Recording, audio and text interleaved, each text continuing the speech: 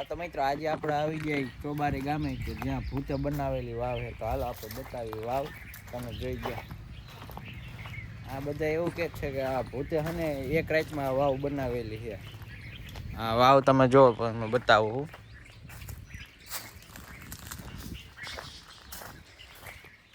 આ વાવ છે આખી. આ વાવની ચારે દિવાલોમાં હે ને લખેલું છે, ગુજરાતીમાં જ લખેલું છે. ભાઈ હું લખેલું ને એ કોઈ આજે વાંચી નથી શકતા. એનો અર્થ શું થાય, મિનિંગ એ કોઈને હજી ખબર જ નથી. કાચ બાત અરે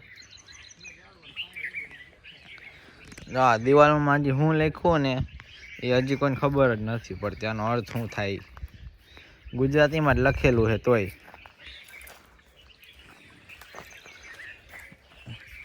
બધા એમ કે આ વાવ ભૂતે હે ને એક રાતમાં જ બનાવેલી છે. કપિલા છઠના દિવસે હે ને આગળ મેળો ભરાય છે. પટ દેખાય ને તમને જોઈ લો. આ પાછળના પટમાં હે ને મેળો હોય છે. ત્યારે આ વાવ માથેથી આખી છલકાઈને જતી હોય, આખી ભરાઈને. આ વાવ તમે જો ચોટીલાથી આવો ને એટલે એ બાજુ જ આવે છે. ચોટીલાથી આણંદપુર બાજુ આવે ને એટલે જમણી બાજુ આવે રોડની. ઓલો ચોટીલાથી આણંદપુર બાજુ જતો હાઈવે છે, એની જમણી બાજુ જ આ વાવ આવી જાય છે. આપણને પિન્સુભાઈ કંઈક દેખાડે, હાલો જાય.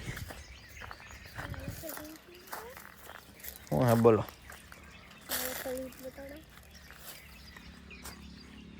અહીંથી ઉતરવાનું હોય વાવનું, ચારેય બાજુથી છે. વાં કણેથી ને હે, આ બાજુથી નહીં હે, ઓલી બાજુથી નહીં જવાય, ઓલી બાજુથી ને આમ નીચે જવાય એવું છે. આ પગથિયા છે ને તૂટી ગયા છે. આ કેદુની છે આ વાવ. આ રાવણાના તમે થળિયા જોઈ લો કેટલા જાડા છે, કેટલા વર્ષ જૂની છે આ બધી, જોઈ લો.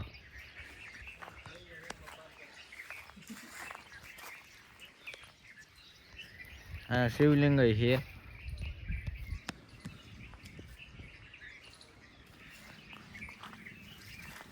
તમે ચોટીલા બાજુ ક્યારેક આવો ત્યારે વાવની મુલાકાત લેવા આવી, તમે જોઈ લો એટલે લાઈવમાં.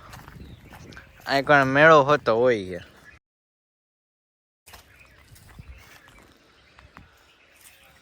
ભૂતે ખાલી એક રાતમાં બનાવેલી વાવ છે. અને ચારે દિવાલો ચારે બાજુ આવું જ લખેલું. વાવમાં અંદર આવું જ લખેલું છે દિવાલમાં. ગુજરાતીમાં જ લખ્યું પણ હું લખ્યું એ નથી ખબર હજી કોઈને.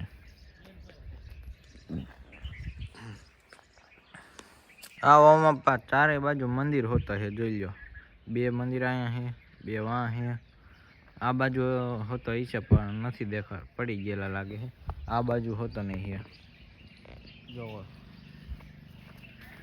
કેદુનિયા વાવ છે, જોઈ લો.